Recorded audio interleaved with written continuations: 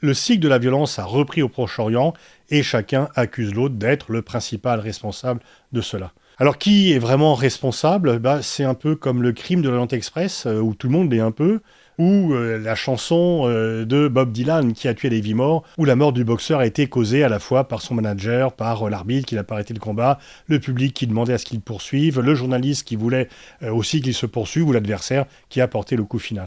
En fait, il y a plusieurs responsables du fait que la solution des deux États ne soit plus possible aujourd'hui. Et même si on ne peut pas mettre tout à fait sur le même plan Israël et les Palestiniens, il y a quand même bien un occupant et des occupés. C'est bien Israël de se retirer des territoires et non pas aux Palestiniens d'en être chassés.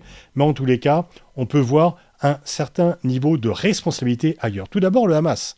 C'est le Hamas qui a lancé son offensive le 7 octobre en tuant des civils. Ce sont des attentats terroristes. Et dans le passé, le Hamas a fait de nombreux attentats qui ont fait dérailler le processus d'Oslo. C'était son objectif d'ailleurs. Mais en même temps, le Hamas n'est pas venu de rien. Netanyahou a admis publiquement qu'il fallait aider le Hamas pour contrer l'autorité palestinienne, qu'il fallait développer ce mouvement religieux pour contrer les laïcs d'autorité palestinienne, et que aider le Hamas était une façon de ne pas permettre la création d'un État palestinien. Et le Hamas donc a été indirectement aidé, parfois même directement, par Israël, et on sait que le fait de dégarnir Gaza pour protéger les colons qui s'en prenaient aux Palestiniens en Cisjordanie a pesé d'un poids lourd dans les événements tragiques du 7 octobre. Donc Israël, oui, si on doit y avoir une paix de deux États, il faut qu'Israël se retire des territoires qu'il occupe illégalement depuis 1967, et qu'Israël cesse aussi d'attiser la haine par la répression, par l'occupation, par l'humiliation, par les raids de l'armée, par le fait que les colons empêchent les Palestiniens qui vivent en Cisjordanie de pouvoir vivre normalement. Il faut cesser tout cela. Et le fait d'avoir fait un blocus sur Gaza depuis 2007 n'est pas pour rien dans la dégradation de la situation à Gaza. Alors il y a un camp de la paix en Israël qui est affaibli par les événements, et il y a surtout un poids des colons qui, au fur et à mesure, est venu faire glisser la société israélienne de plus en plus à droite. Mais il faut voir également que l'autorité palestinienne a d'autres responsabilités. Mahmoud Abbas s'accroche au pouvoir depuis 2005, il n'a plus aucune légitimité, mais il a des intérêts. Par contre, il a une coopération sécuritaire avec Israël qui permet la poursuite de l'occupation. Il y a un pays qui occupe un autre, ne peut pas s'y maintenir s'il n'a pas des partenaires qui lui permettent de rendre plus facile l'occupation. Et la poursuite de la voie diplomatique dont il estime le champion n'a débouché sur rien, et il ne veut pas le reconnaître. Il continue comme si cela était possible. Alors bien sûr, Israël est responsable du fait de ne pas avoir donné de perspective politique aux Palestiniens, mais l'autorité palestinienne est assez responsable de ne pas s'en être rendu compte ou de ne pas le dire publiquement alors qu'elle s'en est rendue compte. Mais il y a aussi l'Égypte, parce qu'on parle d'un blocus sur Gaza, mais ce n'est pas uniquement un blocus israélien, c'est un blocus israélo-égyptien. Et là, pour l'accès à Gaza, de l'aide humanitaire, c'est bien l'Égypte qui pourrait décider ou non d'ouvrir ce point de contrôle. Alors, elle ne le fait pas un peu sur pression d'Israël, mais on voit bien que donc le blocus de Gaza n'est pas uniquement un fait israélien. L'Égypte l'est également, et l'Égypte a abandonné un peu son rôle de champion du monde arabe depuis assez longtemps en signant une paix unilatérale sans se préoccuper de la question palestinienne. Mais au-delà, les pays arabes qui très souvent demandaient auparavant « Que fait l'Europe pour la Palestine ?» Eh bien, les gouvernements arabes ont, les uns après les autres, abandonné la cause palestinienne, à quelques exceptions près. On a encore la Tunisie, l'Algérie, le Qatar qui n'ont pas abandonné.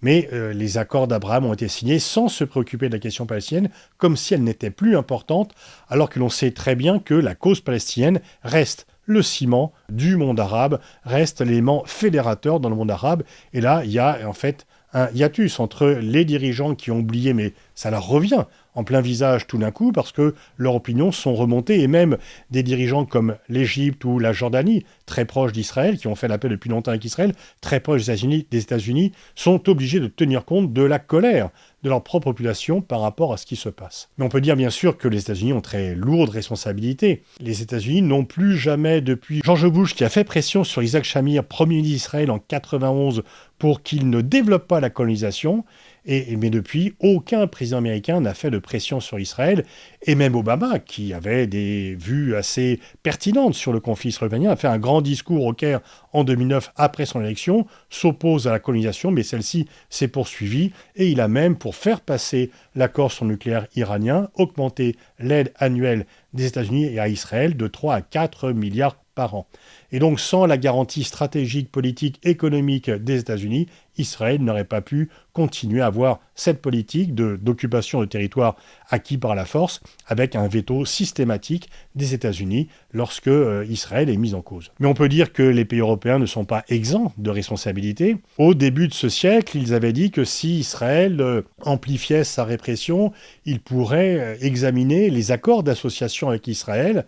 Et en fait, depuis déjà assez longtemps, Israël détruit des infrastructures construites avec l'argent des contribuables européens, et l'Europe ne proteste même pas, elle passe l'éponge sur tout cela, et l'Europe finalement, bien, c'est un guichet. On vient voir l'Europe quand on veut des financements, mais l'Europe n'a pas voix au chapitre d'un point de vue politique. Et là-dessus, il faut bien admettre, et j'ai fait récemment une vidéo là-dessus, que la France est nettement moins allante sur le sujet. Quant à l'Allemagne, elle s'interdit du fait de la Shoah toute pression, toute action qui pourrait être jugée négative par Israël, en faisant finalement indirectement payer le poids de ces crimes passés sur le dos des Palestiniens.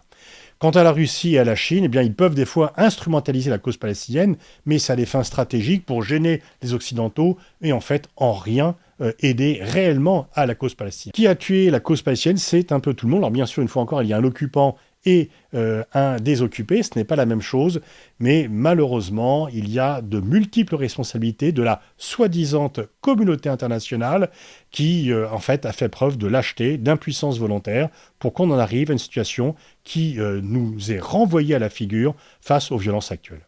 Dans mon livre, La géopolitique en 50 fiches, j'écrivais sur le conflit israélo-palestinien que la question palestinienne n'avait, pour avoir disparu de l'agenda diplomatique, demeuré une réalité stratégique, qu'une nouvelle guerre avait eu lieu entre le Hamas et Israël en mai 2021, qu'il y a eu un cessez-le-feu, mais qui n'a fait qu'établir une trêve provisoire tant qu'une véritable paix et la reconnaissance des droits des Palestiniens ne seront pas réalisés. Il n'y a pas de solution militaire à ce conflit, il n'y a qu'une solution politique, mais il faudrait que l'ensemble des puissances se mettent en œuvre pour la réaliser.